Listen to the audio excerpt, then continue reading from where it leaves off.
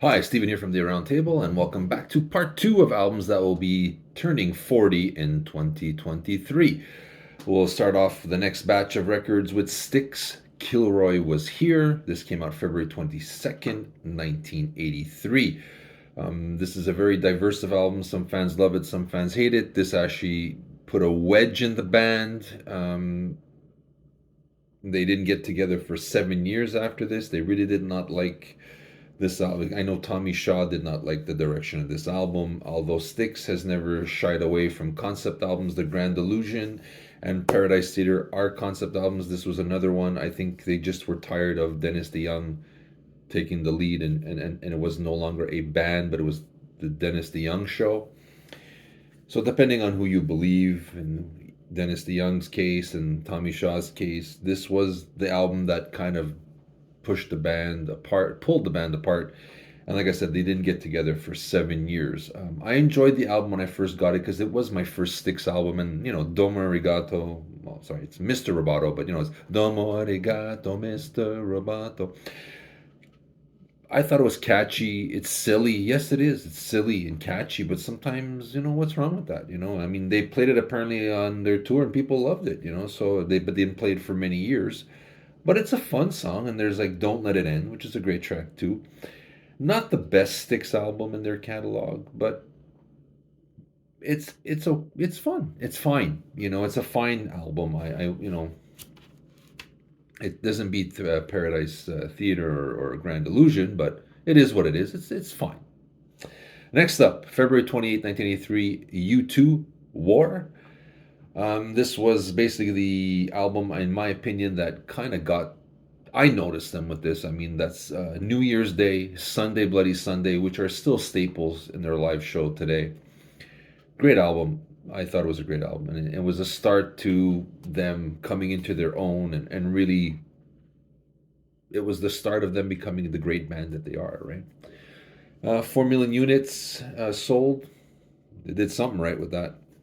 Next up, another one, ZZ Top Eliminator.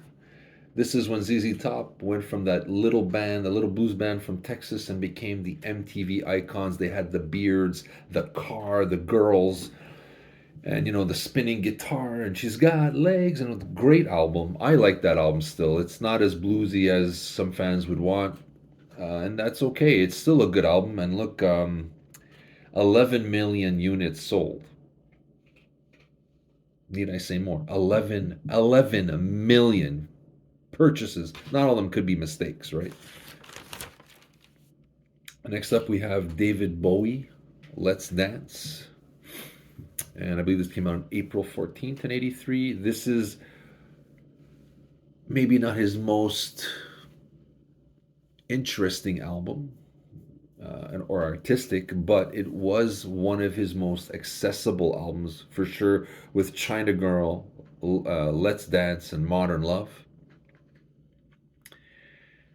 Side note, it was produced by Nile Rodgers of Chic, and Stevie Ray Vaughan played guitar on there. So, I mean, pretty good. It went to number one on the Billboard charts. One of his biggest hits for sure. It was the album that got me. That was my first David Bowie purchase. I was old enough to get it then, and kind of went backwards with that one and see how great he is. Like I said, it maybe not the most greatest artistic statement from Bowie, but it's a damn catchy album. And sometimes that's all you need. And I still hear Modern Love and I'm dancing with it. And that's all you need sometimes. Next up, we have Iron Maiden, Peace of Mind. Came out May 16th, 1983. Peaked at number 14 on the US charts. Flight of the Icarus and The Trooper, which are still considered by many as Maiden classics, and for good reason. They're just great songs. And this is the album, I think, for me, that I started noticing this band. I really took note and been a fan ever since. So this is the starting point for me. And I think that's it for part two. I'll be getting back to you for part three, but let me know what you thought of this list. Am I wrong? Am I right? I think these are still good albums after 40 years. You can go back to them without cringing for the most part.